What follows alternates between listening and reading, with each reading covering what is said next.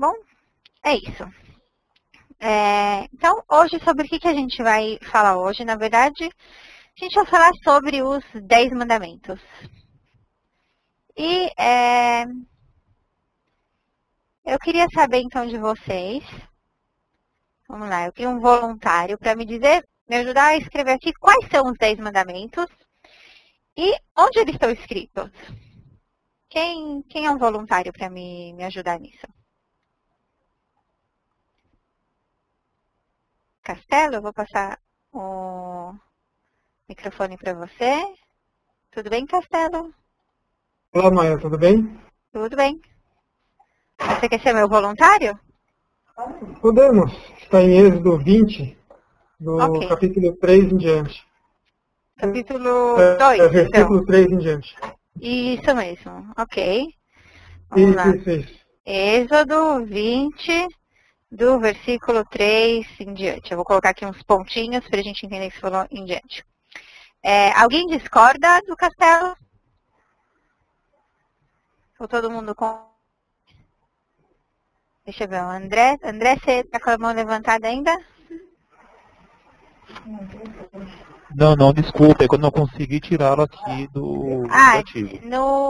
Na lista de nomes, na parte embaixo, tem uma... você consegue ver o botão Raise Hand. Você aperta ele de novo e ele desaparece. Isso, exatamente. Então vamos lá, Castelo, me ajuda. Qual é o primeiro mandamento? Não terás outros deuses diante de mim. Não terás outros deuses diante de mim? Perfeito. Ok. Alguém discorda do Castelo? Peraí, o Gamliel está com a mão levantada. Vamos ver, Gamliel. O que você acha? O primeiro mandamento é: eu sou o Eterno, seu Elohim, que os tirei da terra do Egito. Eu sou o Eterno. Ok, então tem outro texto aqui. Eu sou o Eterno. Tem mais alguém que discorda do que está aqui? Qual que seria o primeiro mandamento?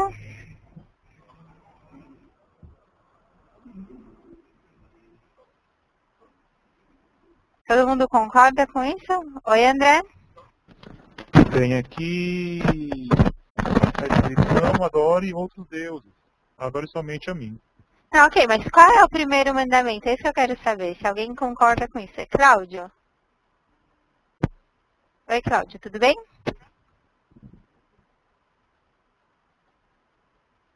Não estou conseguindo ouvir o Cláudio. Pablo, você concorda, discorda?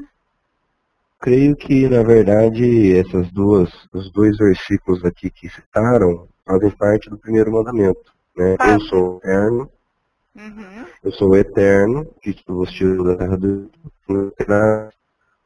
Diante de mim, eu acredito em um mandamento só. E o primeiro? Isso, ok. E da onde vem, então, o amar a Deus sobre todas as coisas? Nunca ninguém ouviu que esse é o primeiro mandamento? O que eu já ouvi é que este é o mandamento mais importante. Mas isso está se eu não me engano, está em Levítico. Ou Números, não me recordo bem agora. Mas no caso não, mas aqui no caso ele não consta nem em Êxodo 20, nem em Deuteronômio, capítulo 5, que seriam as 10 palavras, os 10 mandamentos. Excelente, você falou aqui do vamos ver se eu consigo escrever, Deuteronômio, capítulo 5, excelente, muito bom. Vocês sabem que tem uma repetição, então, os 10 mandamentos eles aparecem realmente, como o Castelo falou, no Êxodo capítulo 20, mas eles são repetidos praticamente com as mesmas palavras, de novo em Deuteronômio. Será que até o final da aula eu vou aprender a falar esse nome? Capítulo 5.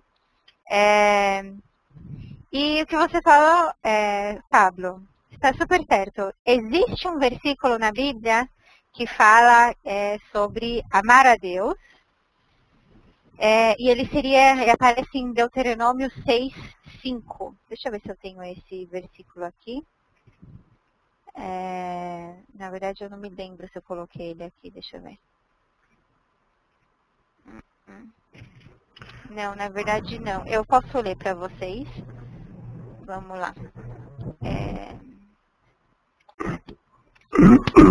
Vamos lá, eu vou abrir minha Bíblia aqui. Não sei porque que eu não coloquei. Eu vou escrever para vocês. E vamos lá.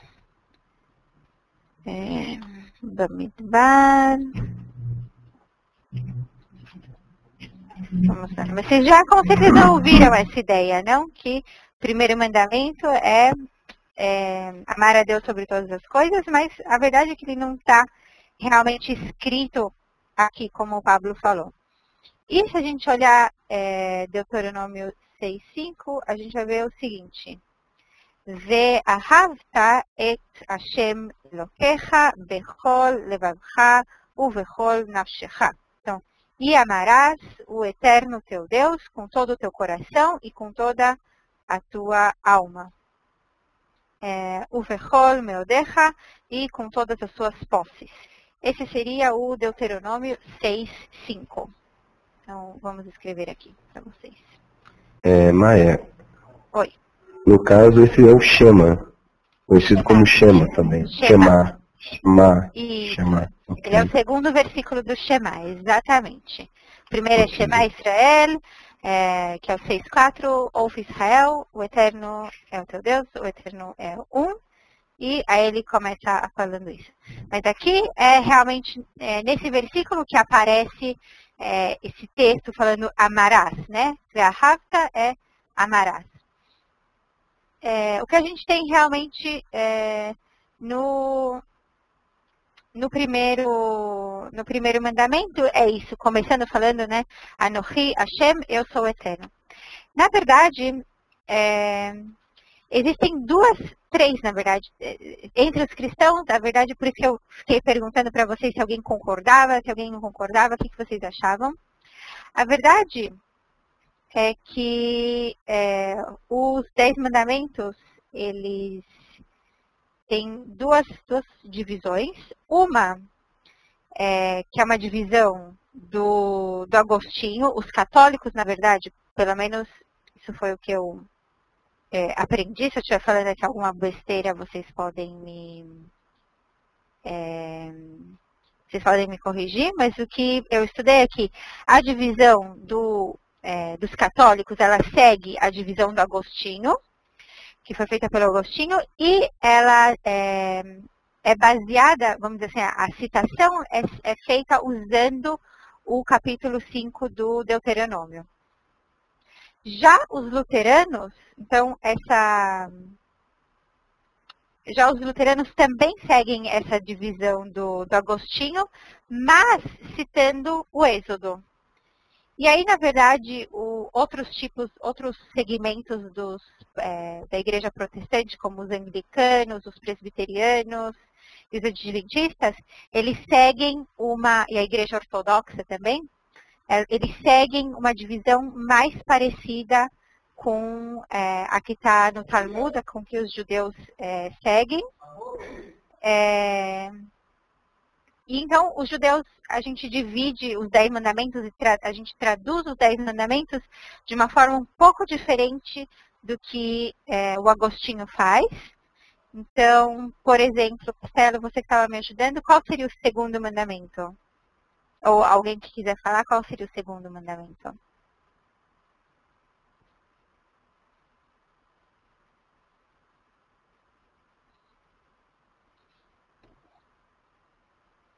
Alguém quer falar? Maia, posso falar? Oi. Então, o segundo mandamento é não farás para ti imagens de escultura, Okay. e nenhuma outra semelhança que há em cima dos céus e nem debaixo da terra, Okay, nem nas águas e debaixo da terra. Ok, eu vou escrever aqui só um resumo, não farás imagens. Qual seria o terceiro? O terceiro é não se curvarás a elas, e nem lhe prestarás culto. Ah, não, essa daqui é a mesma, né? Essa daqui é a mesma. O próximo mandamento está no versículo 7, que é não tomarás o nome do Senhor teu Deus em vão. Ok. Vamos escrever aqui. Não falar o nome de Deus em vão. Qual seria o quarto? O quarto é santificação do sábado. Lembra-te do dia de sábado para o santificar. Ok, santificar o sábado. Qual seria o quinto? O quinto mandamento, não matarás. Não matarás. E o sexto mandamento? Sexto, não adulterarás. Oi, peraí. Oi, sim. Eu acredito que pulou aqui. O quinto seria honrará teu pai, honrará teu pai e a mãe. Verdade, eu pulei. Ok. Então vamos lá, vamos corrigir. Muito obrigada, Pablo. Ok, 5. Honrar pai e mãe. E o sexto, então, seria não matarás, é isso? Exatamente. Sexto. Eu vou mudar aqui de cor só para ficar mais fácil da gente conseguir ler. Peraí. Vamos fazer assim. 6. Não matarás. Ok. E o sétimo?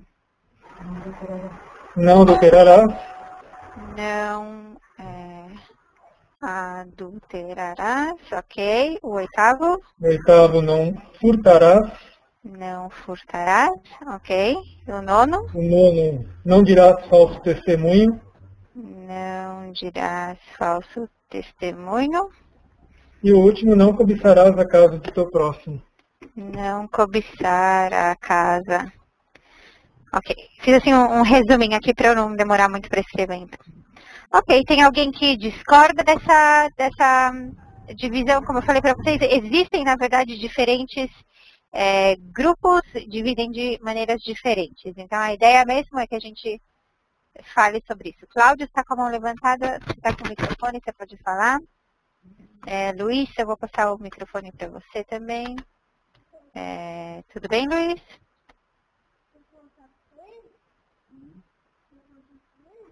Oi, Luiz. Alô? Alô? Eu não sei, na verdade, quem está falando. Ok. Alguém? Deixa eu ver, o Adriano está com a mão levantada. Oi, Pablo. Eu tive um problema de conexão, eu fiquei um pouco perdido em relação ao primeiro mandamento. Eu não sei se você já falou. Uhum. Eu peguei até a parte que você falou da divisão de Agostinho. Ah, ok. Mas, eu posso... Uhum. Mas em relação ao judaísmo, eu perdi essa parte. Não, o que eu disse é que o judaísmo ele divide de outra maneira. A gente, como eu falei para vocês, o texto, até onde eu sei, se eu estiver falando alguma besteira, alguém me corrige, mas isso foi o que eu estudei. Os católicos seguem a divisão feita pelo Agostinho, e eles citam, quando eles vão citar os 10 mandamentos, eles usam o texto que está no capítulo 5 do Deuteronômio. Mas os luteranos, eles também seguem a divisão que foi feita pelo Agostinho, usando o capítulo 20 do Êxodo. Já algumas outras igrejas protestantes e a igreja ortodoxa usam a mesma divisão do Talmud, que é a divisão que o judaísmo usa, e a gente sempre, geralmente não, a gente cita, quando a gente fala dos 10 mandamentos, a gente cita o capítulo 20 do Êxodo. A divisão é um pouquinho diferente. Mas no caso, essa divisão dentro do judaísmo, só para me entender, seria o primeiro mandamento, Êxodo 20, versículos 2 e 3. Isso. Onde diz, eu sou eterno, eu tirei do Egito, o versículo de número... A gente é exatamente isso que a gente vai olhar agora. A divisão de cada um deles... Ok. Não, imagina, sem problemas. Então, vamos lá. Oi? Na verdade, aqui a gente tem uma leve, vamos dizer assim, acaba sendo um engano a questão de encarar isso como os 10 mandamentos. Na verdade, são as palavras. Era isso que eu queria falar agora. E o primeiro mandamento, ele vai ser somente eu sou o Senhor teu Deus que te tirei da terra do Egito, da casa da servidão. O segundo mandamento, ele já vai ir do verso 3 até o verso número 6. E aí o restante continua como o pessoal colocou. Isso, essa é a divisão judaica, realmente, Gamliel. Então, primeira coisa que eu queria falar é isso. Vocês já ouviram, talvez, a palavra decálogo? Vamos escrever aqui, decálogo. O que quer dizer decálogo? Decálogo é uma palavra mais bonitona, né, para os 10 mandamentos.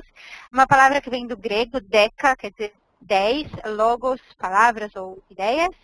E essa é uma tradução muito parecida com o que o judaísmo usa com a divisão que a gente fez.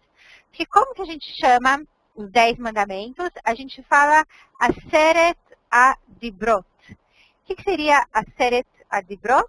São os 10 ditos ou as 10 palavras, os 10 dizeres, ok? Que vem exatamente desse decalogos do grego, ok? Então, a primeira coisa é que os 10 mandamentos não são os 10 mandamentos para o judaísmo, os 10 mandamentos são o decálogo, ok? A gente fala Aseret Adibrot. Eu vou escrever aqui do lado. Decálogo ou, vou escrever aqui como que a gente fala, ok? Aseret Adibrot. Seriam as 10 falas. Então vamos ver quais seriam essas 10 falas para o judaísmo. Aliás, eu vou usar esse aqui, fica mais bonitinho, né? Que eu tenho uma aqui, vamos ver. Então vamos chamar ele aqui de decálogo. Decálogo ou Aseret Adibrot. Ok. Então agora vamos ler e vamos tentar ver o que são esses 10 mandamentos, ou esses 10 ditos. Alguém quer ler esse versículo aqui? Oi, Adriano. Você pode ler? Opa. Alô, boa tarde. Boa tarde, Adriano. Está me ouvindo? Estou sim. Posso começar? Claro. Vamos lá.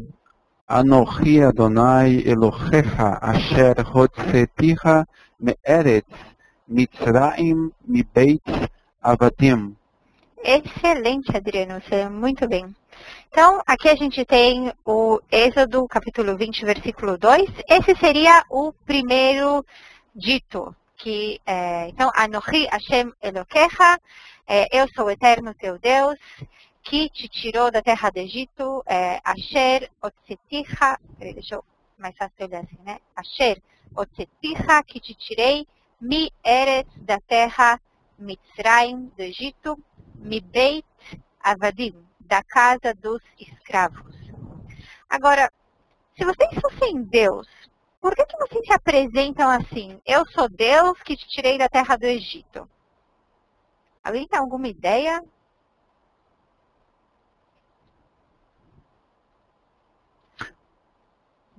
Sheldon, você quer falar alguma coisa? Está com a mão levantada? Sim, boa tarde. Boa tarde. Estou prestando atenção aqui. Os primeiros 5 mandamentos estão numa relação direta entre homem e Deus. Isso eu quero falar sobre isso depois, Sheldon, não agora. Eu quero falar sobre isso, mas não agora. Sim, desculpa. Ok, sem problemas. Não estraga a minha surpresa, Sheldon. Mas por que vocês acham, então, que seria... Por que Deus se apresenta assim, então? Na verdade, o judaísmo considera isso uma apresentação, não um mandamento. Eu sou o eterno, mas por que ele se apresenta assim? Por que Deus se apresenta assim? Posso falar, Maia? Claro. Eu vejo que essa apresentação tem a ver com a dispensação que foi iniciada na história do povo de Israel porque ficou uma marca muito forte, que eles foram tirados da terra do Egito, conforme prometido a Abraão. E ao longo dos séculos nós vimos os profetas sempre dizendo, usando essa apresentação, como você diz, do Senhor. É interessante porque, agora não me recordo, mas um dos profetas disse que chegará o dia em que o Senhor não será mais conhecido como aquele que tirou o povo de Israel do Egito, mas sim como aquele que trouxe o povo de Israel, todas as nações da terra de Israel. Então eu acredito que com essa aliança, o cumprimento da aliança, o cumprimento da promessa que Deus fez. Então, uma das respostas que a gente tem para isso, é muito legal o seu comentário, Pablo. Uma das respostas que a gente tem para isso é, bom, por que Deus não se apresenta, né? Bom, eu sou Deus que criei os céus e a terra. Seria uma criação, uma apresentação assim mais pomposa? Não sei, eu acho que eu respeito mais, né? Um cara que criou os céus e a terra parece ser um cara mais poderoso do que um cara que tirou um bando de gente do deserto. Não? Vocês não têm essa impressão? Não fica um pouco estranho? Porque Deus escolheu isso de tirei da terra do Egito? Mayra, Oi. Eu disse. Nós, enquanto humanidade, somos muito esquecidos das coisas que o Senhor faz nas nossas vidas. E eles saíram exatamente porque Moisés tinha mostrado para eles relembrado a eles quem era o Senhor, Deus de Abraão, de Isaac e de Jacó. Então ele estava se relembrando a nossa frágil memória de quem é o Senhor nas nossas vidas. Ok, deixa eu ver se a André tem André, tem algum comentário? Eu enxergo essa tendência de apresentação, talvez numa tentativa de abrir os olhos para o povo do seu estado de influência dos deuses pagãos que ali no Egito estavam, né? Nós temos um exemplo ali da figura do bezerro de ouro. E logo depois da sua saída vieram a formular para si, né? Então eu acho que talvez o próprio Deus, sabendo que o coração deles estava impregnados com a adoração pagã do Egito, talvez queira mostrar para ele, olha, eu sou o verdadeiro Deus, olha, eu sou o que tudo pode, eu sou o que posso fazer algo por vocês. Né? Mas então, André, se Deus é esse Deus tão poderoso, por que ele não fala, fui eu que criei os céus e a terra? É justamente esse é o meu estranhamento. Por que ele fala, eu te tirei da terra do Egito? Não sei, assim, se parar pra pensar assim, é isso que eu tô tentando provocar em vocês aqui, pensar isso. Criar os céus e a terra não parece ser uma coisa mais importante do que simplesmente tirar um povo do Egito? Bem, talvez a concepção do povo da época compreendia o seu totalitarismo em poder nas mãos do Império Egípcio, né? Talvez o falar dos céus e a terra não entoaria com tanto peso como se libertar do jugo do imperialismo egípcio, né? Pode ser, uma boa ideia. Deixa eu tentar falar com a Letícia. Oi, fala. Deixa eu ver se a Letícia está com a mão levantada. Letícia, tudo bem? Enquanto eu não estou conseguindo falar com ela, quem queria falar? Eudes. Oi, Eudes. Eu concordo com você. Realmente é mais grandioso, no sentido de mostrar a grandeza do Criador, da capacidade dele, ou seja, por isso que ele diz que eu sou. Então, mas nesse momento, no contexto, a necessidade era estar contextualizada naquele momento. Aquele momento, ele precisava mostrar a grandeza dele na salvação do seu povo, na retirada do povo da escravidão. Isso era um momento maior que significativo para esse contexto. Ok. Deixa eu ver, o Ivan queria falar alguma coisa também? Será que é porque Deus acha o povo é mais importante que a criação do universo? Pode ser uma resposta também. A resposta que o judaísmo geralmente dá é que Quando Deus criou os céus e a terra, quem estava lá para saber que ele criou os céus e a terra? Ninguém. Ninguém. Mas quando ele tirou o povo do Egito, quem estava lá para saber que ele tirou o povo do Egito? Todo o povo. Todo o povo, milhares de pessoas. Pela tradição judaica, bom, a gente vê isso depois no censo que fazem dos homens, né, entre 20, maiores de 20 anos, se contam mais ou menos 600 mil homens, sem contar, né, as crianças, as mulheres. Então, a gente pode imaginar aí uma conta de mais ou menos umas 3 milhões de pessoas, o judaísmo fala.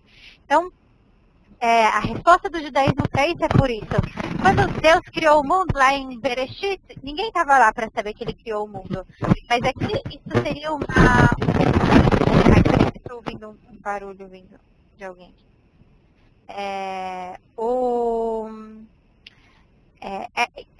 Essa afirmação, eu sou o eterno que te tirou da terra do Egito, da casa dos escravos, seria uma coisa que, uma experiência que todo o povo vivenciou e todo o povo é testemunha disso. Então, por isso que talvez, nesse sentido, ela tem uma ligação mais forte com o povo e, de uma certa forma, talvez não seja uma ação mais grandiosa, mas é uma ação verificável, vamos colocar assim. Então, esse seria o primeiro dizer, né, o primeiro dos Aseret Adibrot. O segundo seria esse daqui. Alguém quer ler? Alguém se anima a ler?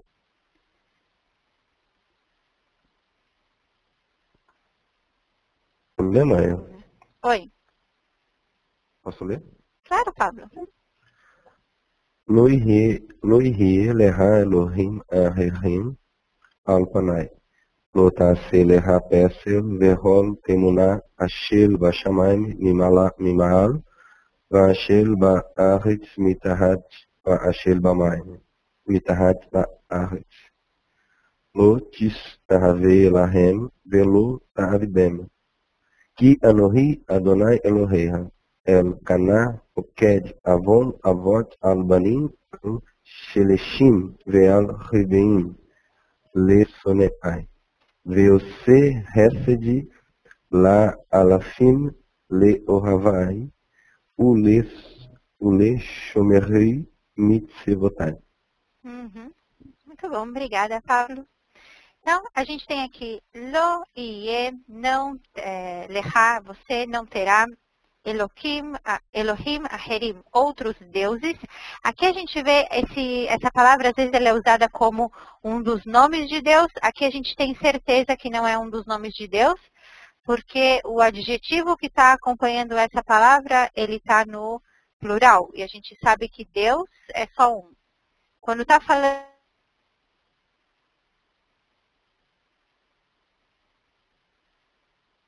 singular, por exemplo, no início da Bíblia, a gente tem lá Bereshit bara Elohim. No princípio, ele criou, bara é o verbo, ele criou Deus. Então, a gente sabe que ali é o nome de Deus, se referindo a esse Deus único que tirou o povo do Egito. Aqui a gente sabe que está falando de outros deuses, porque Elohim, Aherim, outros deuses, né? Está no plural, não pode ser esse Deus. Al-Panai, diante de mim.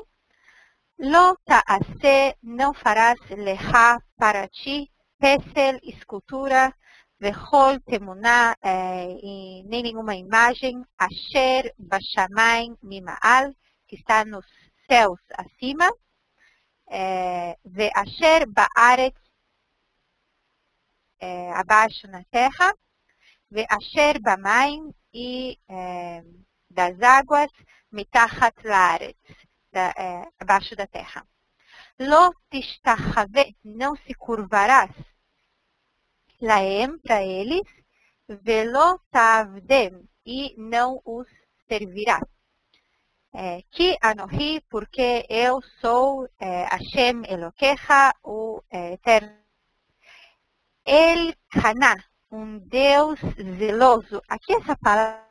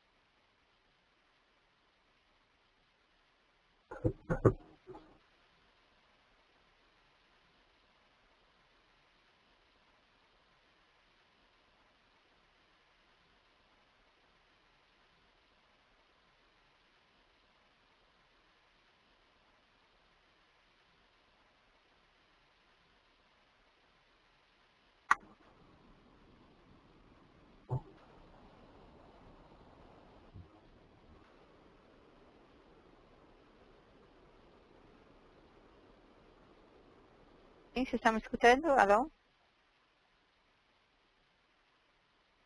O Eudes falou que ficou sem som. Quando que ficou sem som, voltou. Eudes? Quando você... Nessa palavra que marcou, que está marcada aí. Ah, ok. Caná. Então, caná, eu quero falar sobre essa palavra com vocês, quer dizer ciumento. Também vamos falar um pouco sobre essa palavra. Então, poked avon, que cobra a iniquidade, avot dos pais, al banim, nos filhos, al shleshim, nas terceiras, ve al revi'im, nas quartas gerações, le sonai, para aqueles que para os meus inimigos, para aqueles que me são detestáveis. Veose chesed, e faço misericórdia, faço benevolência, la alafim, para milhares de gerações, le ohavai, para aqueles que me amam, o le shomrei mitzvot, para aqueles que guardam os meus mandamentos. Então, tem várias coisas interessantes aqui. Essa segunda parte, então, seria considerada uma proibição com relação à idolatria. E vamos olhar esse versículo que tem coisas aqui bem interessantes. Essa palavra, caná, ela aparece em outro lugar na Bíblia. Alguém sabe em que outro lugar ela aparece?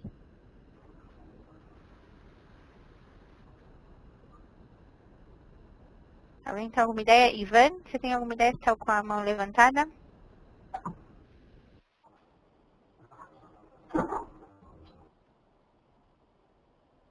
Não? Ok. Essa palavra caná, ela aparece aqui no Bamidbar, seria em português Números 5:14. Eu vou escrever aqui para vocês. Números 5:14. Então, aqui eu coloquei só um pedaço do versículo. Ve avar alav ruach kin'ah, e passou por ele um espírito de ciúmes. Vocês estão vendo aqui a palavra kin'ah? Tem a mesma raiz daquela palavra que eu marquei no outro slide. Vekine et ishto, e ele ficou com ciúmes da esposa dele. O outro lugar na Bíblia, então, que fala sobre... que tem essa palavra caná, é sobre um marido que ele suspeita que a esposa dele tenha sido infiel. E na verdade, esse termo, ele se refere a uma... como se fosse quando uma pessoa abusa da sua confiança. Esse ciumento, esse zeloso, é um sentimento que alguém tem quando você se... como se fala essa palavra em português? Você se recusa a abrir mão de uma coisa que você sabe que é sua. Então, aqui no caso do marido, a esposa dele, ele se recusa a abrir mão da esposa, porque ele sabe que ela é a esposa dele. Então, ele tem esse sentimento de ciúmes, ou de zelo, ou de não querer ser traído. E a gente vê aqui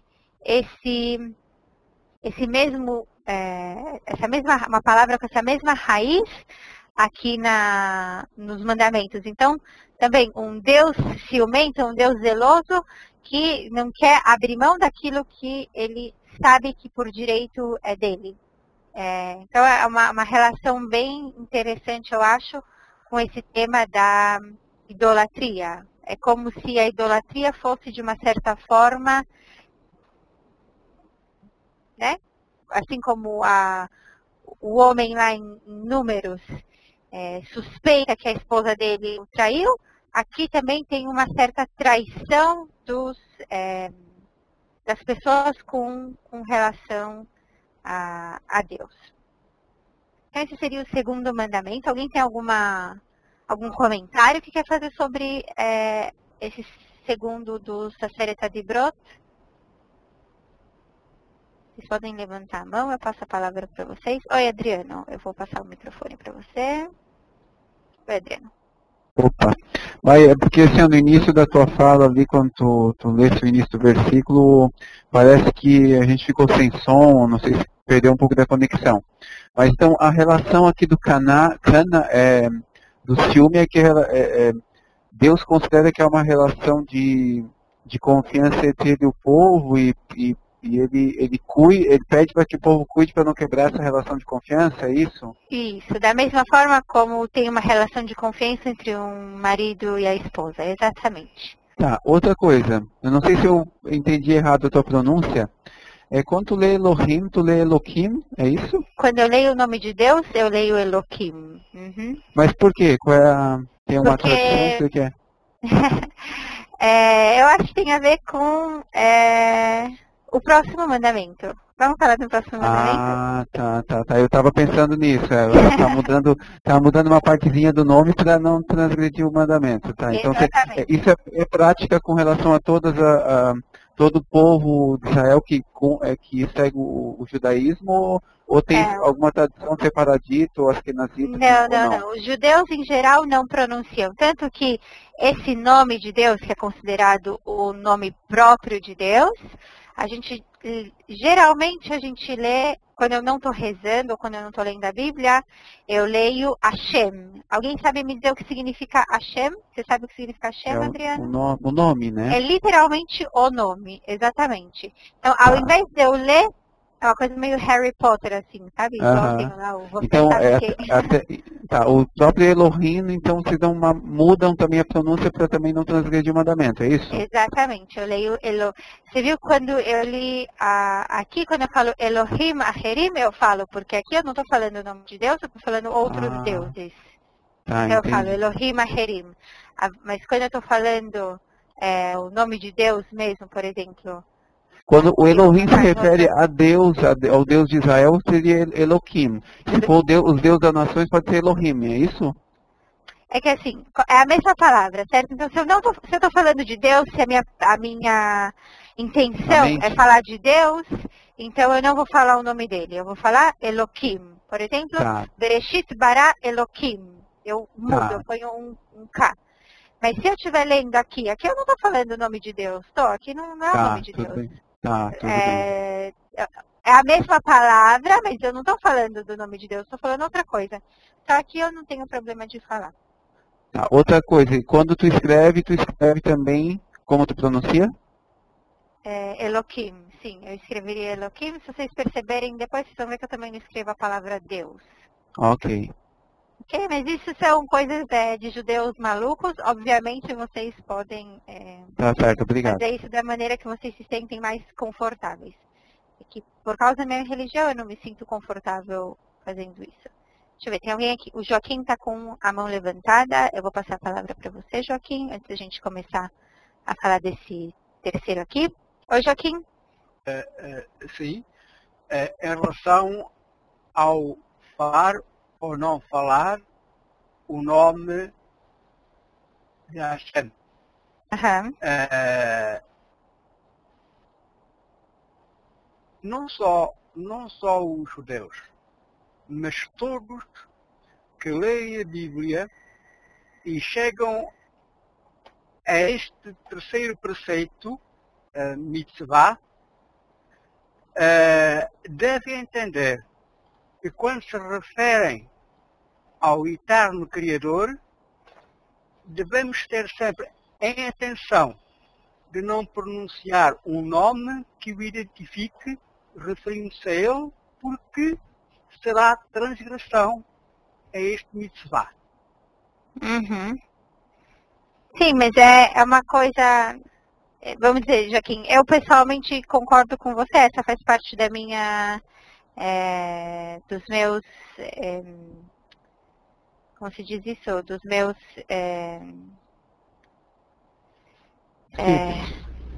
sim, das minhas convicções. Sim, das minhas convicções religiosas. Mas eu também acredito que cada um é livre para ter as suas próprias convicções religiosas. Então, por isso que eu sempre falo para os meus alunos, eu leio dessa forma, cada um lê da forma como se sentir mais confortável. Eu realmente não estou aqui para dizer para as pessoas o que é certo ou não fazer. Isso é uma coisa que está nos meus princípios, pelo menos. Eu não digo para as pessoas o que elas têm que fazer. Talvez para o meu filho. Nele eu ainda mando. Mas, vamos lá. Eu quero ler esse versículo. Então, alguém quer ler esse versículo?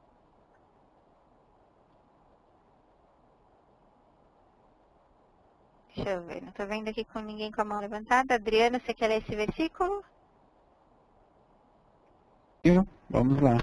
Ok. לא תשא את שם אדוני אלוהיך לשווה, כי לא ינקה אדוני את אשר יישא את שמו לשווה. Uhum. Muito bom. Obrigada. Então, a gente tem aqui, e lotissá, não tomarás, et shem Hashem, então, o nome do Eterno, Eloquecha, teu Deus, lachave, em vão, que lo, porque não, inaque, não livrará, não limpará, Hashem, o Eterno, et asher, aquele, Isaac, tomar, et shemo, o nome dele, lachave, em vão. Então, esse seria o terceiro dos Aseret Adibrot aqui. Vamos colocar aqui. O terceiro seria, então, não falar o nome de Deus em vão. Eu já me peço desculpa para vocês que o meu computador não sabe português, então eu não tenho... às vezes ele sabe, depende um pouco. Então eu não tenho acentos, esse tipo de coisa. Então realmente é por isso que os judeus não costumam ler. Se eu estivesse lendo, se eu ler o versículo inteiro, então eu sempre pronuncio. Mas a verdade é que a própria forma como a gente lê esse nome não é realmente a pronúncia dele. A pronúncia desse nome, na verdade, foi perdida. A palavra que a gente usa quer dizer literalmente Nosso Senhor. Por isso que a gente também traduz como eterno. Então, Lo tissá et shem Adonai Elohecha lachave, ki lo inake Adonai et asher is.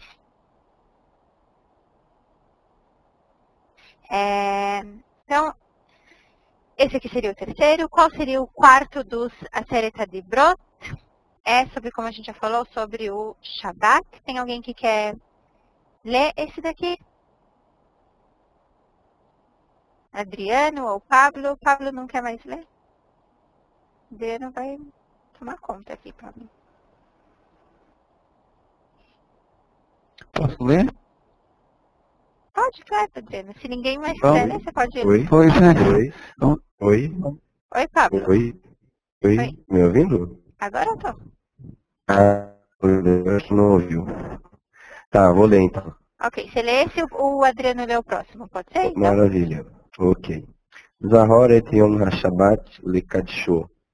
Sheshet Yamim Tavod Ve'asita Kol Melachteha Ve'yom HaShvi Shabbat LaAdonai Eloheha. Lo tase Kol Melaha Ata Uveneha Uveterha Avdeha Ve'amaterha Uveremeterha Vegerha Asher Bishiacheha, ki sheshet yamim asa Adonai et hashamayim ve'et haaretz, et hayom ve'et kol asher bam. Perdão, li errado aqui, né? Et hayam ואת כל אשר בם, וינח ביום השביעי. על כן ברא אדוני את יום השבת ויקדשהו. Obrigada, Pablo. Então vamos entender esse versículo. Zachor et yom ha-Shabbat. Lembrar do dia do Shabat, lekadsho, para santificá-lo. Aqui é uma coisa interessante porque em Êxodo 20 está escrito Zachor et ha-Shabbat, mas em Deuteronômio está escrito outra coisa. Alguém sabe o que está escrito em Deuteronômio?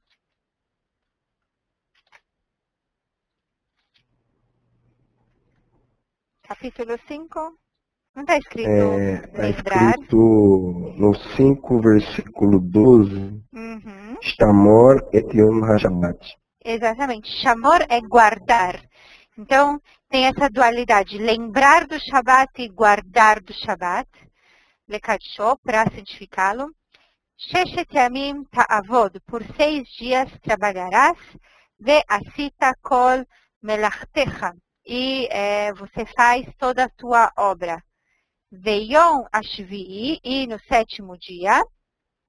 Shabbat Lashem Elokecha, é o Shabbat, é o dia, né, do Shabbat, eterno teu Deus. Shabbat também pode querer dizer, também é o nome de um dia da semana, que seria o sábado. A Letícia perguntou quando que o sábado ocorre em Israel? O sábado ocorre no sábado. Não entendi, na verdade, sua pergunta. Mas Shabat, eu entendo que essa é um pouco o entendimento dos cristãos. Shabat também pode querer dizer descanso. Então, essa seria para os judeus, o Shabat só pode ser no dia que se chama Shabat, o descanso só pode ser no dia que se chama Shabat, no sábado. Mas, pelo que eu entendo, os cristãos entendem que não, ok, o nosso Shabat, o nosso descanso é em outro dia, no domingo. Então, lo ta'aseh, você não fará, kol malachá, toda a...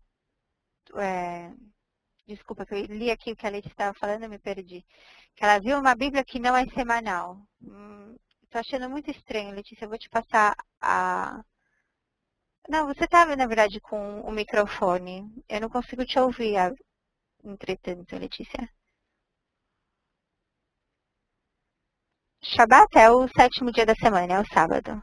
Em português, aliás, a gente vê isso muito bem. O português manteve isso assim como em hebraico. Em hebraico, domingo é Yom Rishon, o primeiro dia.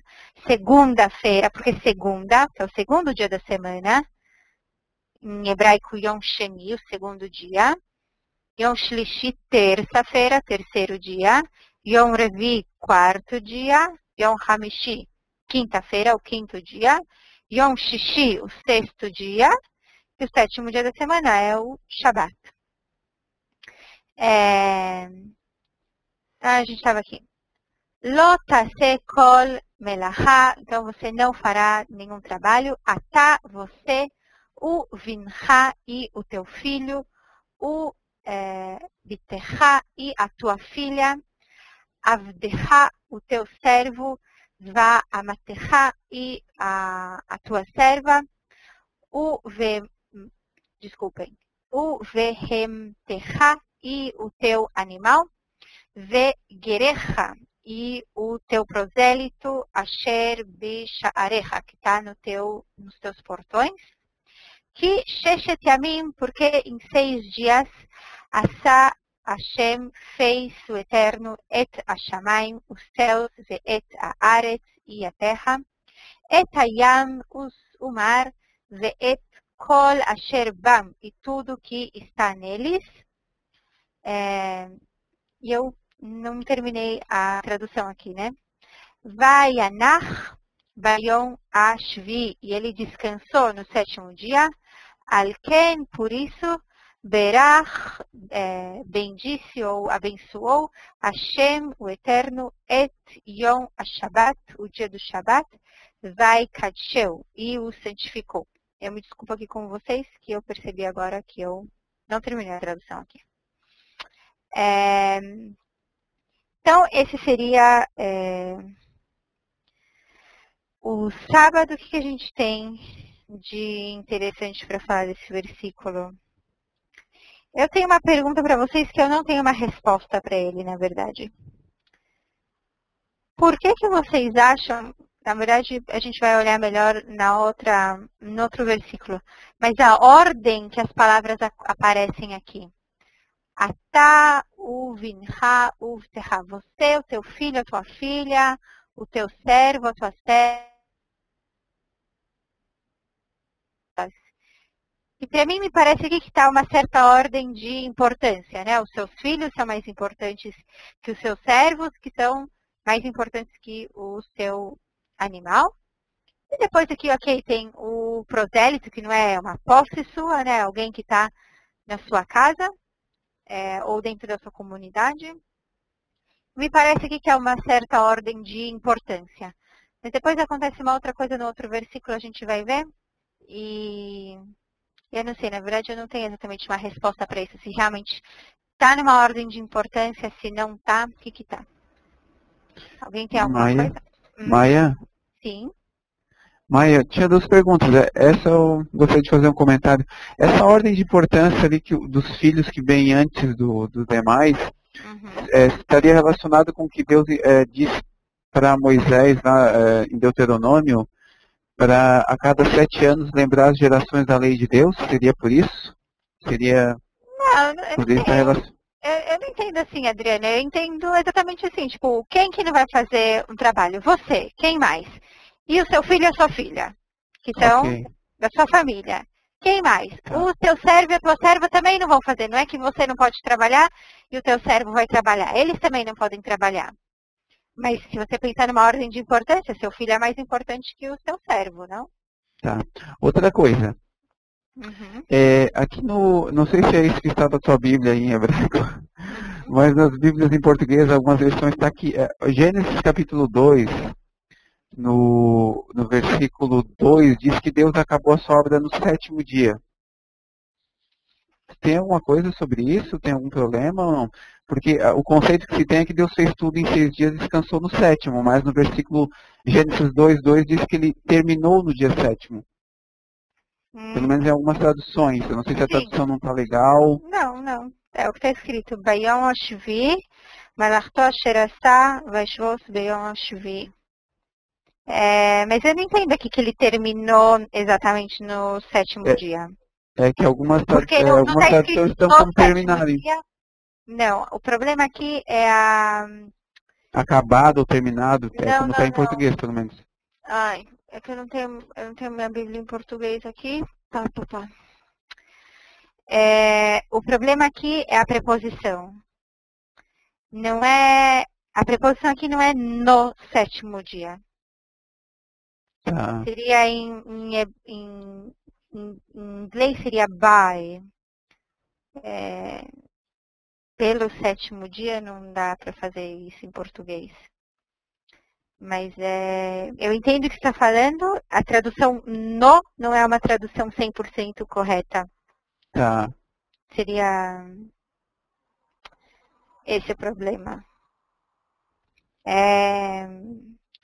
Não é que ela, também é difícil falar que ela não é uma tradução 100% correta. Ela é uma tradução que não leva em conta o contexto, porque preposição em português e em hebraico não é sempre que a gente pode usar as mesmas preposições. Por exemplo, vou te dar um exemplo, Adriana. Quando você fala eu gosto, qual é necessariamente a palavra que você tem que colocar depois? É que falhou tá falhando um pouquinho a tua... Quando você fala eu gosto, qual é necessariamente a palavra que você tem que colocar depois? Eu gosto? De. Não tem como você falar eu gosto sem colocar o de depois, não é verdade? Sim. Então, isso é a preposição que em português, que o verbo em português pede. Em hebraico, a gente não fala isso. A gente fala em hebraico alguma coisa mais parecida com eu te gosto. Tá. Ok? Então, o problema aqui é a preposição. É uma tradução meio pobre, falar no 7º dia. É não entender muito os usos das preposições. não posso dizer que está 100% errado, porque a preposição aqui é be, que seria em ou no. Mas tem outros usos para essa preposição também, entendeu? Porque não dá para a gente fazer um paralelo sempre entre português e o hebraico. Ok. Mas o quarto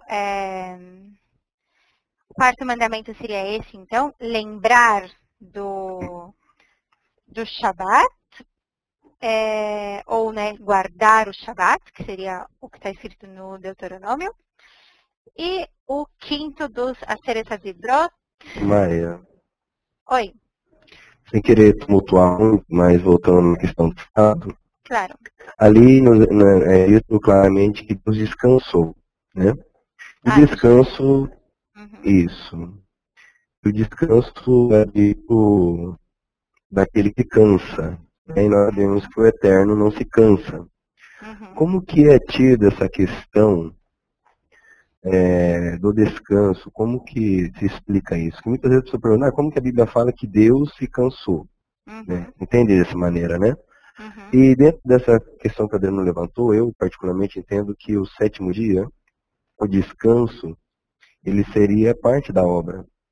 Porque o que é feito no descanso? É o louvor, a adoração a Deus, e o homem já estava presente ali. Eu acredito que ao longo do sétimo dia, ou desse sétimo período, sabemos que é um dia de 24 horas, houveria uma adoração, uma comunhão entre o homem e Deus, uma vez que o homem acabou de ser criado no sexto dia. Mas por que colocar essa questão do cansado, descansar em relação a Deus, ao Eterno? Gostei muito da sua colocação, Pablo. Teve uma coisa que você falou, que na verdade é muito interessante. A palavra yom, em hebraico, a gente costuma traduzir como dia. Quer dizer período de tempo. Também tem um salmo, eu não me lembro agora qual é o salmo, que claramente usa a palavra yom como período de tempo. Então, realmente, falar que em 7 dias de 24 horas, talvez é um pouco complicado mesmo, tem várias discussões sobre isso, é uma discussão muito interessante. E, aliás, é uma coisa muito interessante da gente perceber também que a nossa ideia de dia de 24 horas é com o Sol, né? A Terra dá uma volta em torno dela mesma. E antes do Sol ser criado, quanto tempo tem as 24 horas? Também é uma pergunta que a gente pode fazer. Quanto que dura um dia se não existe um Sol para a gente ter essa relação da rotação da Terra? Então, realmente, eu gostei, você comentou assim, e eu gostei disso. Agora, com relação ao descanso de Deus, eu acho que a Bíblia, em vários momentos, ela usa certos termos para Deus, de forma que a gente possa, mesmo quando a gente entende que a Bíblia é um texto sagrado, ou é um texto de inspiração divina, é um texto que o judaísmo acredita, né, que cada palavra dos 5 primeiros livros da Bíblia, da Torá, o Pentateuco, os 5 primeiros livros, cada palavra foi ditada letra por letra a Moisés, ainda assim é um livro para seres humanos, é um livro para pessoas lerem. E a gente vê isso em vários momentos. A gente vê que Deus fala que te tirei com uma mão forte e braço estendido do Egito. A gente ouve sobre a palavra da boca de Deus. Isso que você está falando, de Deus fez um trabalho 6 dias e no 7º dia ele precisou descansar porque ele estava cansado. Então, eu acho que tem vários momentos em que a Bíblia usa uma certa, ou por exemplo, quando fala que Deus se arrependeu de ter feito alguma coisa. Como assim? Se eu sou perfeito, né? Se a gente entende Deus como um ser perfeito, como ele pode se arrepender? Se você se arrependeu, quer dizer que você fez alguma coisa errada. Se você fez alguma coisa errada, você não é perfeito. Então, eu acho que a Bíblia, às vezes, usa certas palavras ou certas expressões para que a gente possa entender melhor o que está sendo dito. Então, talvez não é que Deus se arrependeu, é que a ação que ele toma a gente entenderia isso como, bom, quando eu me arrependo, então eu faria essa ação. Então, a gente, de uma certa forma, a ação que Deus fez depois de se arrepender de alguma coisa, né, entre aspas, se arrepender, é essa ação. Ou que descanso também a gente poderia entender de uma certa forma isso, assim, com relação a gente. Então, existe um período de criação e o sétimo dia, não que é um descanso porque ele está cansado, mas é um descanso, como você falou, de louvor, é um dia, o sétimo dia seria um dia para pensar em outras coisas, não no seu trabalho, não nas coisas que fazem parte do dia a dia, mas parar um pouco e pensar em outras coisas. E a mesma coisa também, mão forte ou boca de Deus, acho que são expressões usadas para a gente entender, na verdade, um pouco melhor. Porque se a gente for parar para pensar, qualquer coisa que a gente for falar de Deus é errada. A gente não pode afirmar nada sobre Deus, porque toda vez que a gente faz uma afirmação, a gente está limitando Deus. E se a gente entende, né, que Deus é um ser ilimitado, então a gente, na verdade, a gente não pode fazer nenhuma afirmação sobre ele. Mas vamos ver então qual seria aqui o quinto desses Asereta Dibrot. Quem gostaria de ler?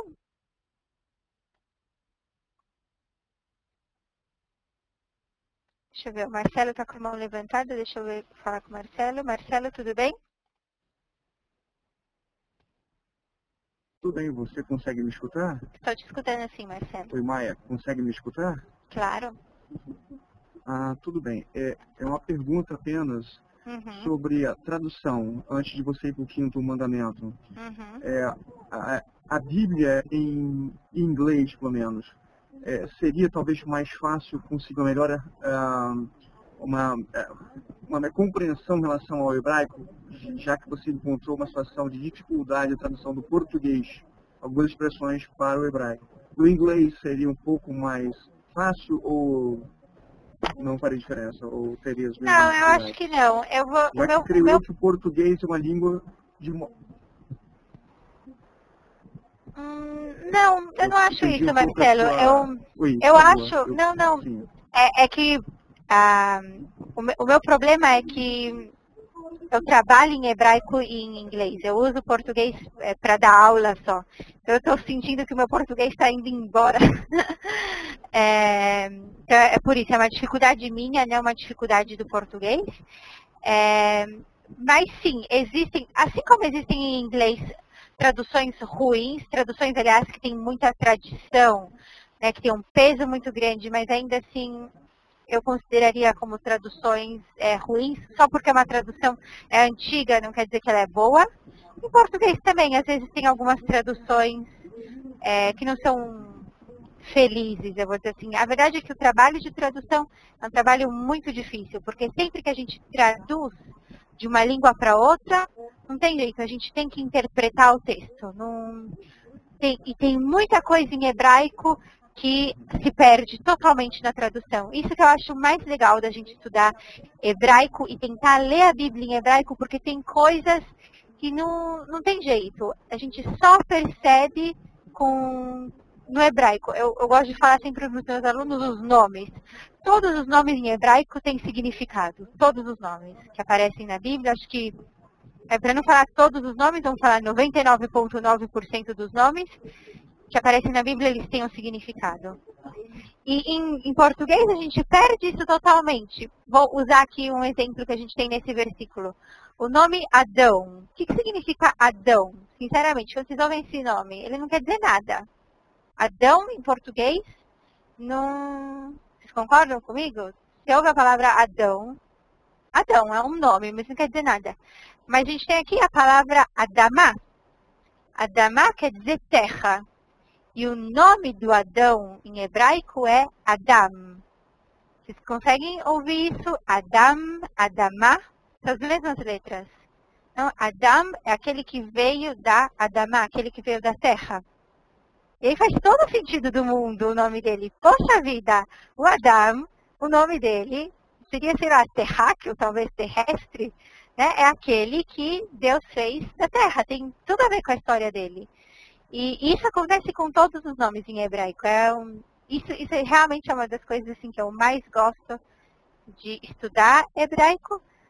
a Carla está falando terreno, talvez. A gente já parar de chamar o Adão, então, de Adão, chamar ele de terreno.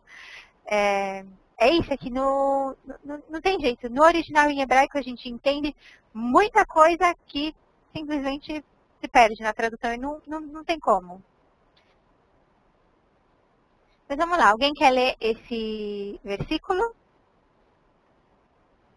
Vou ler? Ok.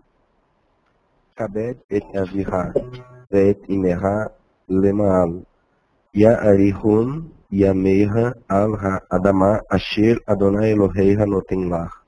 Isso mesmo. Então a gente tem aqui Kabed honrarás et avicha, o teu pai, ve'et imecha, e a tua mãe, lema'an, para que ya'arichun, para que se prolonguem, yamecha, os teus dias, al adama, sobre a terra, asher que Hashem Elokecha, o eterno teu Deus, noten, dá lach, a você. Então, o quinto dos Aseret Dibrot seria honrar o pai e a mãe. Honrar pai e mãe. Ok. E vamos então para o sexto momento. Oi? Sim? Só uma colocação com relação ao quinto mandamento, sobre honrar pai e mãe, que Deus promete prolongar os dias de quem honrar o pai e mãe na terra, né? Essa semana uma pessoa fez um questionamento relacionado a isso. Quando um filho morre muito cedo, muito jovem, os rabinos têm alguma interpretação para isso? Um filho que honra pai e mãe, não tem como explicar, né? Não. É muita maldade dizer de uma pessoa que ela morreu jovem porque ela não honra o pai e a mãe dela. Acho que ninguém aqui, não sei, às vezes eu brinco com os meus amigos, eu pedi uma carteirinha de Deus para poder julgar as pessoas e até hoje eu não recebi, estou esperando. Quando eu receber minha carteirinha de Deus pelo correio, eu começo a julgar as pessoas. Até lá é muita maldade julgar as pessoas dessa forma. A gente não é Deus para saber quais é as contas que ele está fazendo. Então, eu não sei, eu acho essa uma afirmação muito pesada, muito grave de se fazer sobre alguém. E é uma tragédia para uma família quando um filho morre cedo. Não sei. E a gente não é, a verdade é isso, a gente não é Deus para realmente saber as contas que ele está fazendo. Tá certo. Essa é a minha opinião, pelo menos. Então vamos lá. O sexto, alguém quer fazer mais alguma... O Eldio está com a mão levantada, mas eu vi, Eldio, que você falou que o seu microfone não está funcionando. O Joaquim está com a mão levantada, eu vou passar para você, Joaquim. Oi, Joaquim. Eu ia dizer que quando na Bíblia se lê honra teu pai e tua mãe para que se prolongue os dias que o Senhor teu Deus te dá na terra, não é os dias de vida que a pessoa vai ter, é a permanência da terra que ia herdar. Portanto, não diz respeito a uma pessoa, mas a todas as pessoas, não diz respeito a uma idade, mas à perpetuação das gerações na terra que o Senhor Deus lhe estava dando.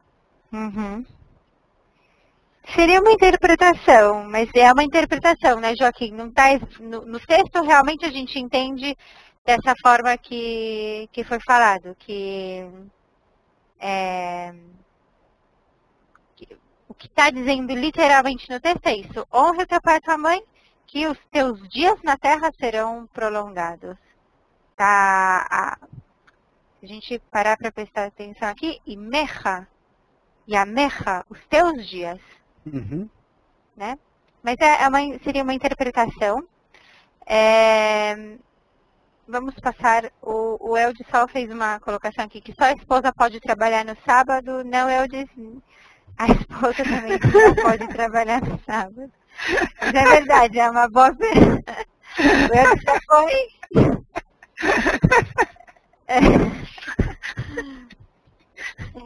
Exatamente, Eudes. Você está preparada aqui para fazer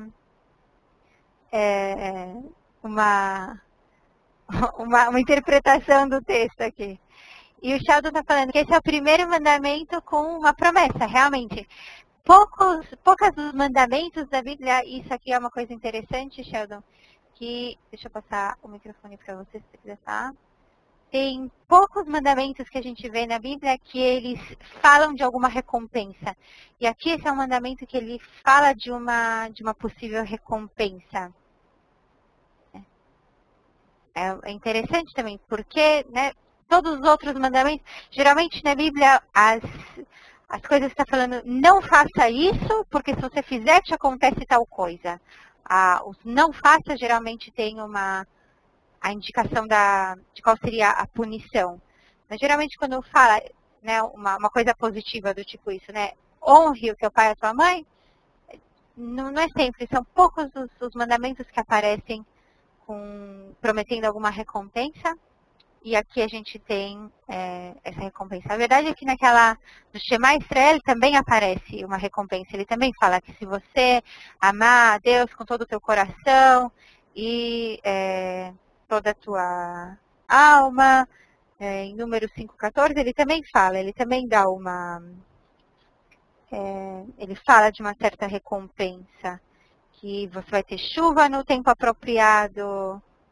Quer ver? Deixa eu ir lá, que eu não me lembro assim de cor, exatamente. Cadê aqui o comecinho? Cadê?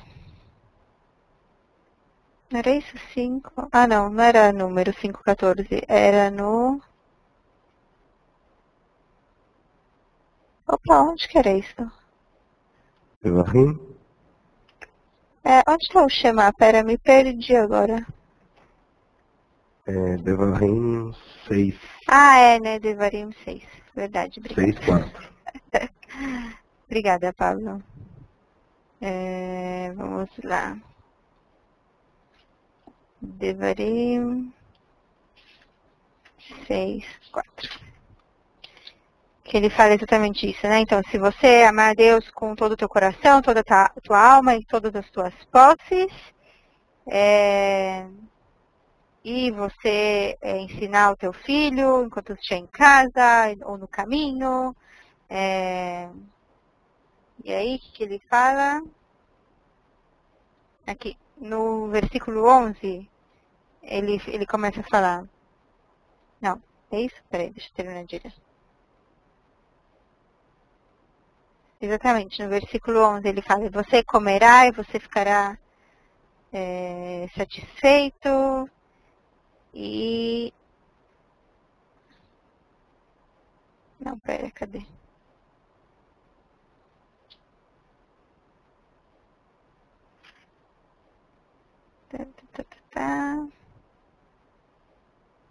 Ah, não, no 18, é isso? Deixa eu terminar de ler antes de eu falar besteira. Exatamente, ele fala, e se você fizer o que é bom nos olhos do Eterno, e isso for bom para você, e você vai possuir, então, a terra que Deus prometeu para os teus antepassados, e ele vai aniquilar os inimigos diante de você. Enfim, ele faz aqui uma série de promessas. O que vai acontecer se as pessoas cumprirem o que está escrito aqui? Não é comum na Bíblia isso acontecer. Ter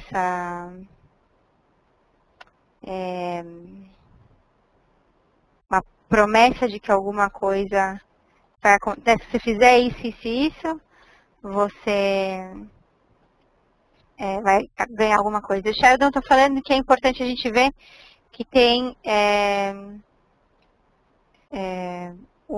alguns mandamentos são no imperativo e outros, né, do tipo faça, e outros são do tipo não faça.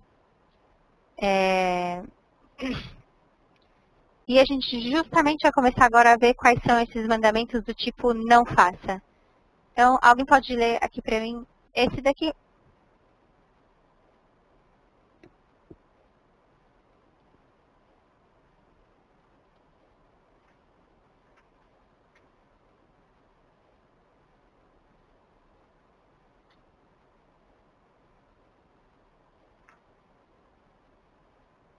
Ah, obrigada. O Ir me falou e, na verdade, em Deuteronômio 28, 1, que estava a passagem que eu estava pensando nela.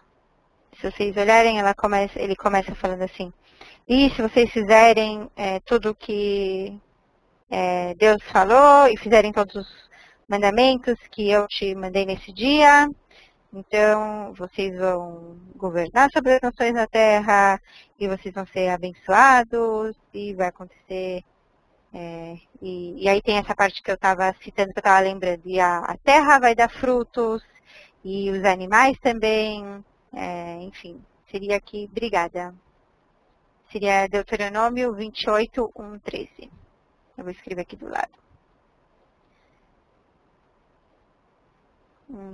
Lembrava do versículo, não lembrava onde ele estava. Então, quem quer ler, me ajudar a ler aqui esses outros mandamentos? Gamliel, você tem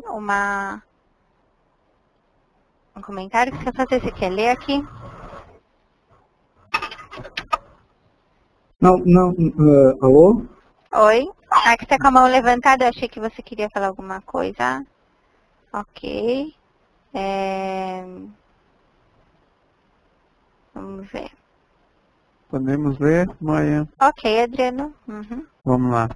Lo tirtzach, lo tinaf, lo tirtzach, lo tineaf, lo tignov, lo tane bereacha ed shaker. Vamos ver então. Lo tirtzach é não assassinarás. O verbo matar em hebraico seria um outro verbo. Eu vou escrever aqui primeiro. Não assassinarás. O verbo em hebraico que fala matar, na verdade, ele é assim, arag. Seria com essas letras. O rei, o reish e o gimel. Arag seria matar.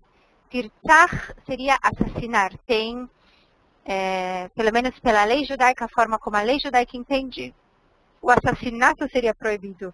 Assassinar alguém sem motivo, mas, por exemplo, matar alguém em legítima defesa não seria algo proibido. Lotinaf, bom, e aí qual é a relação? Aqui a gente começa a anotar uma relação. A gente pode fazer uma certa relação entre o primeiro mandamento e o sexto mandamento. Aqueles que reconhecem que Deus que o Eterno é o Criador, eles também reconhecem que foi Ele que criou o ser humano. Então, se a gente tem então um respeito à vida, tem que ter um respeito à vida muito grande, exatamente porque foi Deus que criou as pessoas. Então, a gente vai começar a notar aqui uma certa semelhança. A gente costuma dizer que esses 5 primeiros mandamentos, eles são entre as pessoas e Deus, e os 5 últimos são entre os homens. Então a gente poderia talvez ver isso, né? Eu sou o Eterno, reconhecer então a existência de Deus, e não assassinarás seria entre os homens, né? Um homem não assassinar uma outra pessoa, mas eles também têm uma certa relação entre si, porque quando a gente reconhece que Deus é Deus, a gente também tem um respeito muito grande pela vida. Deixa eu ver aqui. A Carla está perguntando por que não assassinar. Então, ok, eu respondi isso.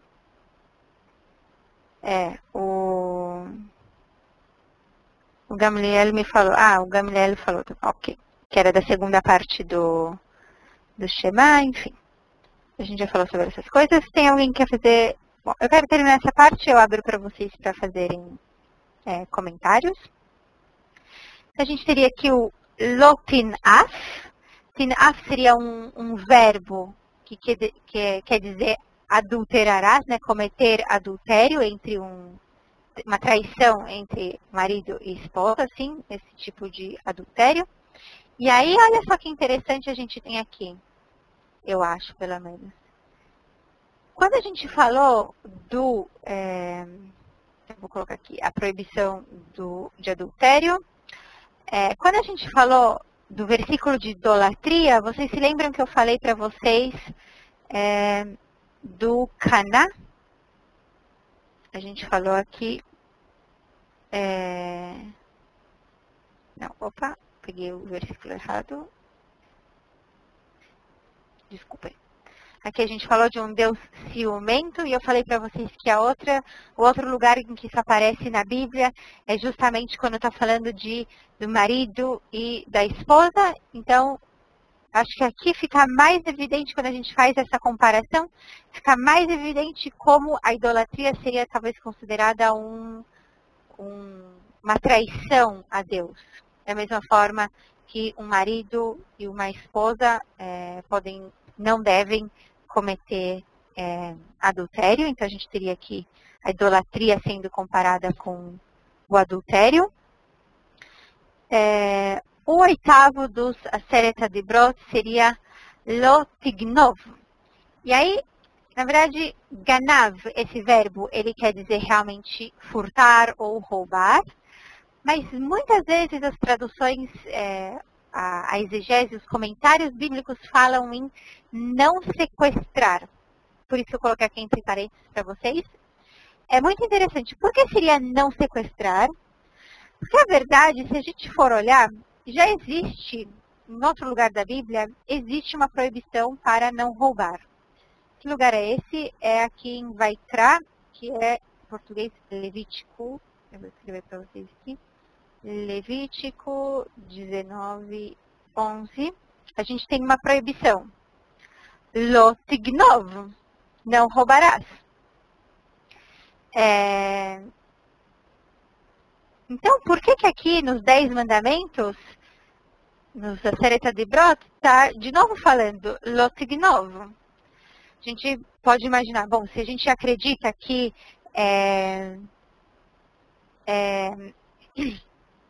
a Bíblia é um texto inspirado, é um texto divino, então a gente pode imaginar que não existem palavras à toa na Bíblia.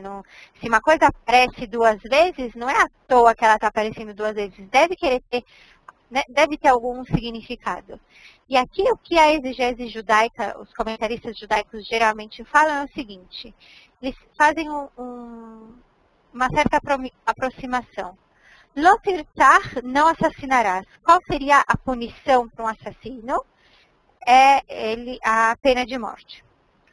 Lo tin'af, o adultério na Bíblia também tem pena de morte. Não que as cortes judaicas, hoje em dia já não se aplica a pena de morte, não existe nenhuma corte judaica que pode aplicar a pena de morte, já faz muito mais de 2000 anos. De qualquer forma, quando haviam cortes que sim julgavam pena de morte, existe um comentário no Talmud, que é a tradição oral judaica, que fala que um tribunal que julgava alguém, que sentenciava alguém à pena de morte, mais de uma pessoa a cada 70 anos, era considerado um tribunal assassino. Então a gente vê que apesar que a Bíblia traz várias vezes pena de morte, ainda assim os tribunais têm a ordem de, ao máximo, tentar não aplicar esse tipo de penalidade. Existe uma série a gente sempre tenta arranjar alguma desculpa para não aplicar a pena de morte, mas de qualquer forma, essas duas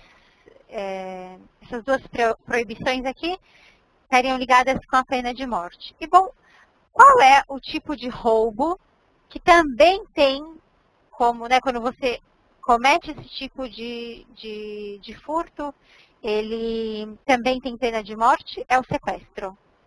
Então, por isso que os comentaristas judaicos costumam entender esse Lotignov aqui em Êxodo 20 como sequestro, como uma proibição para que não se sequestre, e realmente a proibição para não roubar, aparecendo aqui em Levítico 19. Então, vamos escrever lá na nossa tabelinha. Aqui. O 8º seria aqui, então, não furtarás. Deixa eu escrever aqui. E o que vocês acham que pode ser a relação entre não furtar e não falar o nome de Deus em vão? Alguém tem alguma ideia de que pode ser a relação? Eu vou levantada, vamos ver. Ninguém tem? Oi? Oi?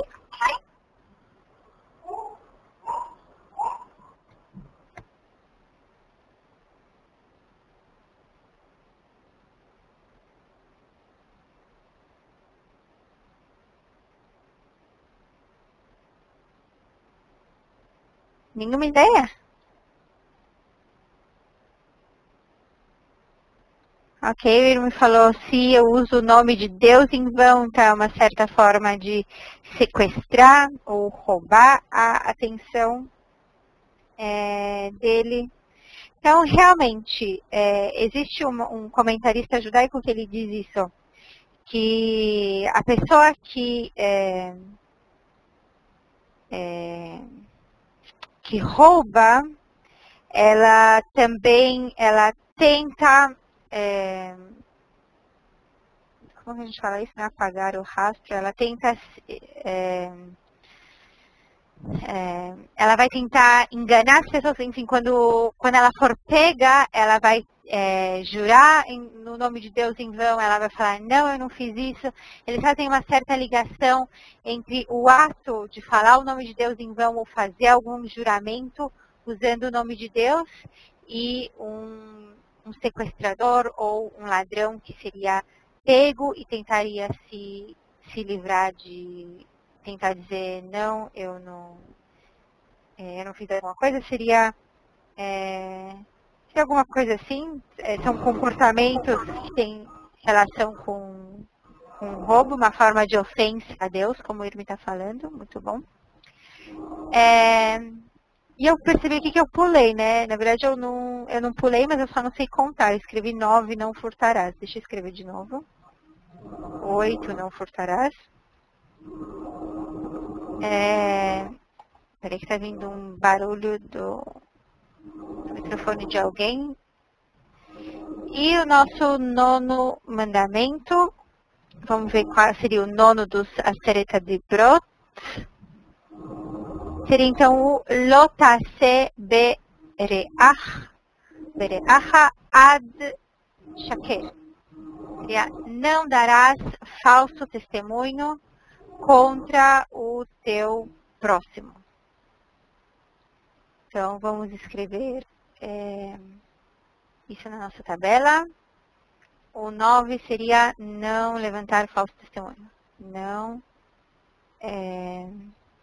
na proibição, né, do falso testemunho. O que teria a ver com a ligação que tem entre dar falso testemunho e lembrar ou guardar do Shabat?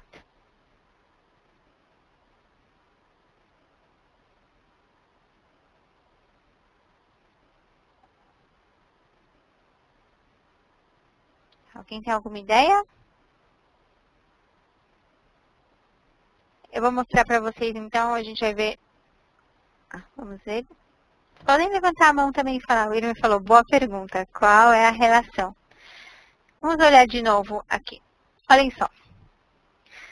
O versículo sobre o Shabat fala, Zachor et Yom HaShabbat lekadsho. lembrar do dia do Shabat para santificá-lo. Sheshet Yamim Ta'avod. Em 6 dias você trabalhará. Ve'asita kol melachtecha. E você fará toda a tua obra. Vayom Ashvi. E o 7º dia, Shabat Lashem Elokecha. É o dia do Shabat, o eterno teu Deus. Lo ta'aseh kol melacha. Não farás nenhum trabalho. Atá, você, o teu filho, o vinha, o vtecha e a tua filha, avdecha e o teu servo, va amatecha e a tua serva, o bemetecha e o teu animal, o gercha, asher basharecha e o prosélito que está nos teus portões, porque sheshet yamim, em 6 dias, asa Hashem et hashamayim ve et haaretz. Que em 6 dias fez o Eterno, os céus e a terra. Então, aqui o Shabat, ele é uma forma de testemunho. Quando a gente lembra do Shabat, ou quando a gente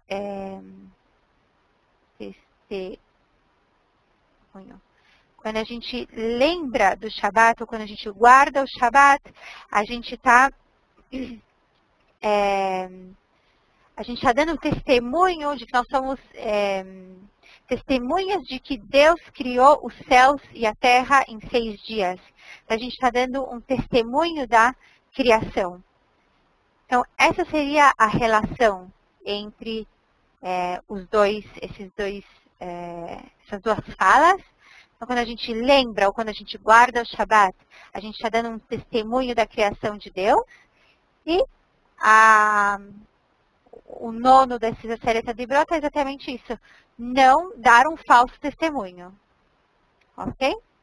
Essa é a relação entre eles. E o último, a gente tem aqui honrar pai e mãe, que eu falei para vocês que os 5 primeiros têm mais a ver com a relação entre o homem e Deus. Qual seria a relação honrar pai e mãe? Deveria estar do outro lado, não? Deveria ser entre o homem e o companheiro dele, o próximo dele, não entre o homem e Deus. Não? Alguém acha estranho que isso aqui está aqui? Será que eu coloquei aqui errado?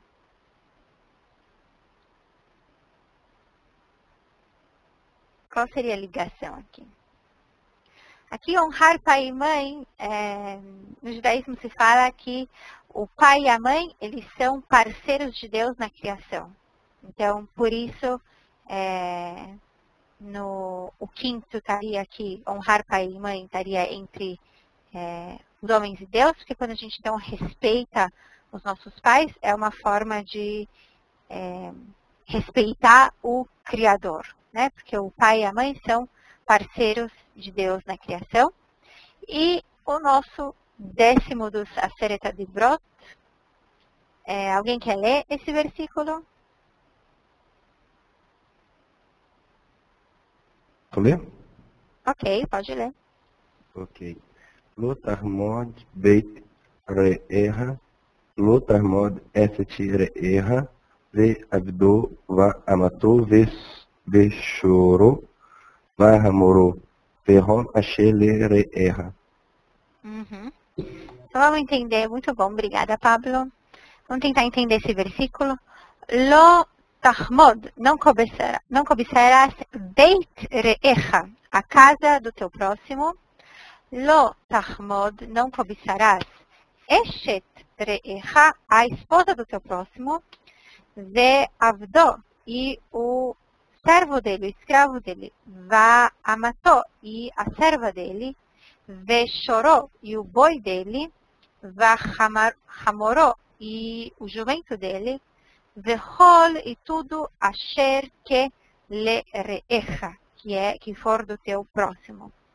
Então, aqui a gente tem uma coisa interessante. Por que aqui a palavra casa aparece antes de esposa? Ou aqui também aparece numa certa ordem de importância, talvez, né?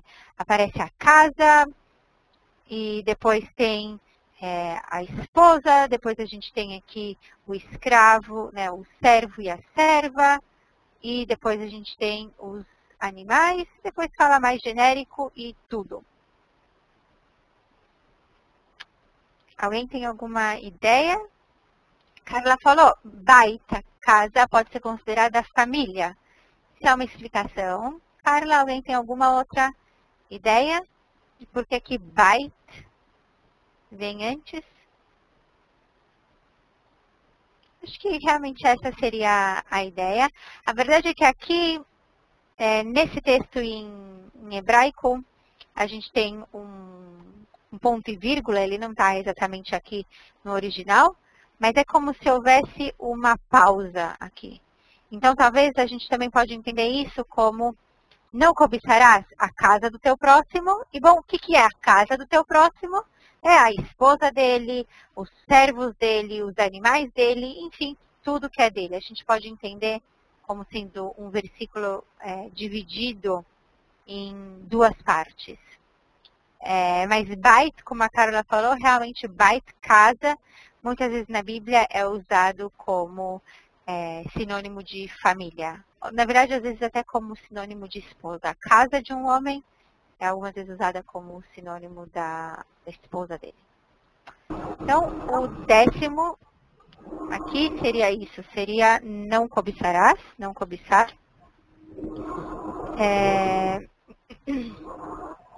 E qual seria, então, a ligação entre não cobiçar e honrar o pai e a mãe?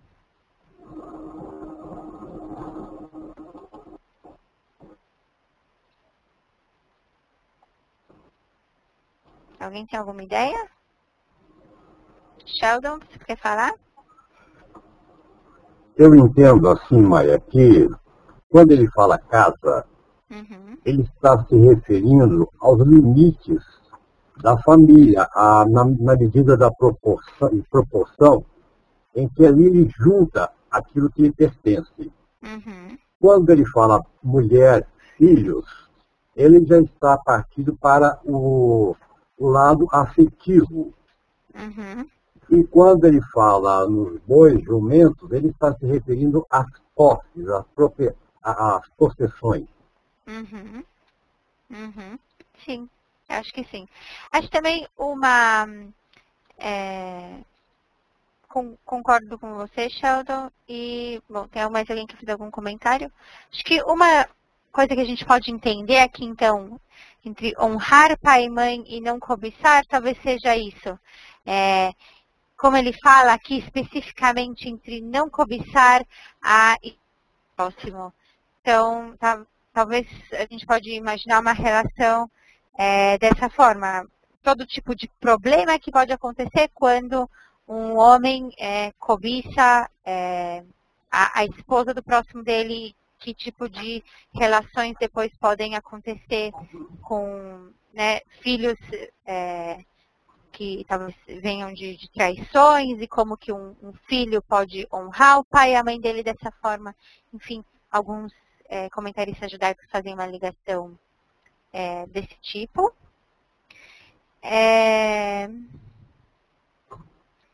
E é isso, eu queria saber se vocês têm eu espero que vocês tenham achado interessante essa nossa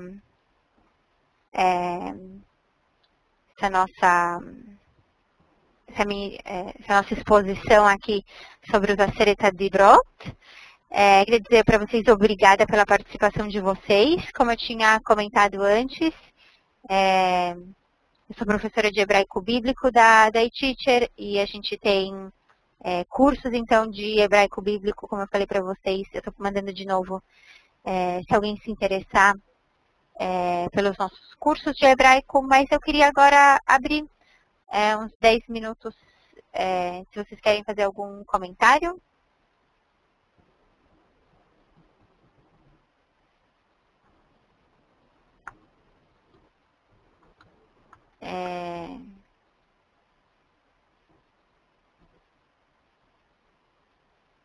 Não, ninguém quer fazer nenhum comentário. Vocês querem fazer alguma pergunta?